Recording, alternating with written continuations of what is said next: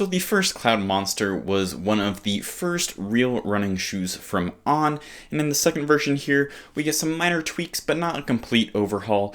But the real question is this still On's best running shoe? Well, after a handful of runs in the Cloudmonster 2, I'm ready to give you my first impressions. Just a quick disclaimer that On did send me these shoes to review, but all my thoughts and opinions are my own. Anyways, let's go ahead and dive into the specs. So I believe the Cloudmonster 2 has about 32mm in the heel and 28 in the forefoot. The drop is 6mm. The weight in a men's size 10 is 10.4 ounces. Price is $180. And I put this in the Max Cushion Trainer category. Alright, now let's go ahead and talk about some of these changes in the What's New shoe overview. The upper is still engineered mesh, but gets some minor tweaks including stiffer overlays on the lateral and medial sides. The midsole is a new dual density Helion midsole. It has a softer top layer and forefoot insert with a firmer bottom layer. The speedboard has also been tweaked to now be a more flexible nylon blend. The large cutout that trapped rocks is now gone from the outsole, and the rubber that they used is a new grippier compound. Let's go ahead and talk about the fit now. So honestly, I think that this is the biggest change from the Cloudmonster 1 to the Cloudmonster 2. Cloudmonster 1, I had my usual size 12. It fit great. The length was good. The width, the lockdown, everything. I really enjoyed it. So when I put on the Cloudmonster 2, I was expecting the same, but it is way different. It is much more voluminous. There's a lot more volume to the shoe. It felt a little wider, and it was definitely longer as well. So in order for me to get a good lockdown on the shoe, I had to really crank the laces, like they are almost touching.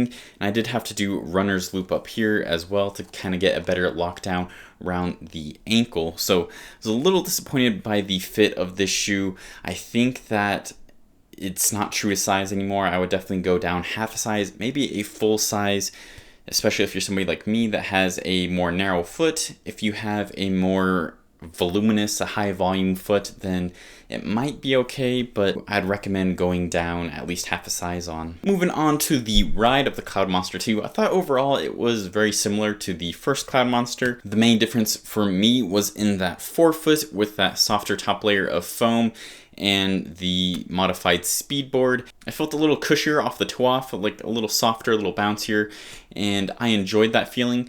The rest of the shoe from kind of here back felt exactly the same to me as the original Cloudmonster. It's still a very cushioned shoe, but it's not that kind of soft, squishy shoe. It's definitely on that firmer side, a little more responsive. That firmer midsole does make it a pretty versatile shoe though. I think it's a pretty decent all-rounder where there's enough protection for those long runs, but that firmness and responsiveness helps if you're picking up the pace a little going to do a moderate run. So I do still like the versatility of it. So overall, if you liked the ride of the Cloudmonster 1, I think you'll definitely like the ride of the Cloudmonster 2.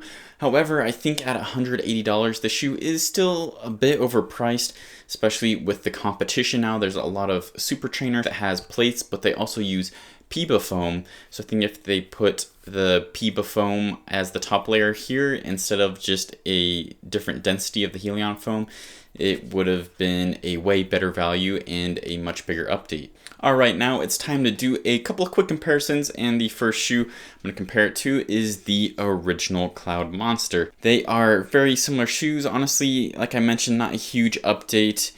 The midsoles are pretty similar. This one with that dual density and the tweaked plate does feel a little softer towards the toes, kind of starting at the ball of the foot and onwards. A little spongier maybe instead of the kind of firm toe off you got from the Cloudmonster 1. Besides that though, the biggest difference is definitely the fit and the sizing. This one, like I mentioned, fit me like a glove. I loved the fit for my more narrow foot, and this one is definitely way wider and roomier, and I want to try going down half size, maybe a full size, and see if that helps, because it just kind of is a bummer for me that I enjoyed the Cloudmonster 1 so much, but the upper of this one kind of put a downer on it. Anyways, I think I would recommend trying to find the Cloudmonster 1 on sale, since these are two very similar shoes, but I don't know, if I got the Cloudmonster 2 in half size down, I think it would be a tie. The next shoe I'm going to compare it to is the On Cloudeclipse. So before the shoe came along, the Cloudmonster was On's highest cushion shoe, but now the Cloudeclipse takes that place, and it does have a few differences. It doesn't have a speedboard in the middle like the Cloudmonster. It has kind of this torsion thing on the bottom instead. So the midsole also uses Cloudtech Phase, where it's kind of these domino looking cutouts instead of just these kind of square hexagon holes there. And this makes the shoe feel a lot softer to me. So I really enjoy using the Cloudeclipse for long runs and easy runs. And overall, I kind of prefer the Cloudeclipse over the Cloudmonster just because I tend to prefer softer shoes in general. But I also really like the upper and the fit on the shoe. I've had no issues with lockdown or anything like that.